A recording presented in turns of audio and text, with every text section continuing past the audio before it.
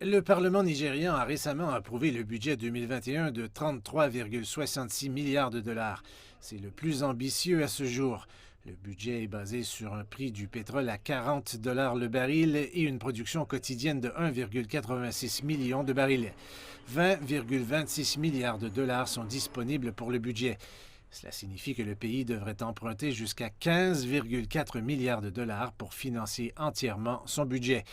Avec la baisse des prix du pétrole et les perturbations économiques causées par la COVID-19, les experts ont anticipé un pire scénario.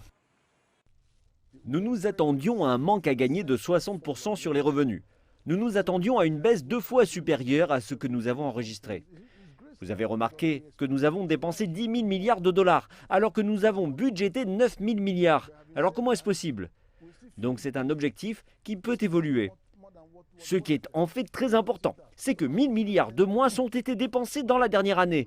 Le budget 2020 sur le capital se poursuit au premier trimestre 2021, ce qui est une bonne nouvelle.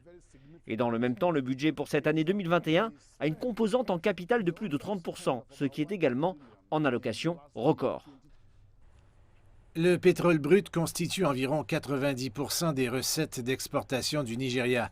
Mais la volatilité des prix a causé des problèmes pour le financement. Le gouvernement cherche à sortir de l'une de ses pires récessions depuis des décennies. Les dépenses sont en fait un moyen de sortir de la récession, car plus vous dépensez, plus vous fournissez les choses de base au gouvernement et à la population. Mais cela devrait plutôt réduire nos dépenses en fonction de ce que nous avons. De cette façon, nous n'emprunterons pas beaucoup pour subvenir à nos besoins de base. Le budget 2021 devrait placer l'économie nigériane sur la voie de la reprise, de la croissance et de la résilience.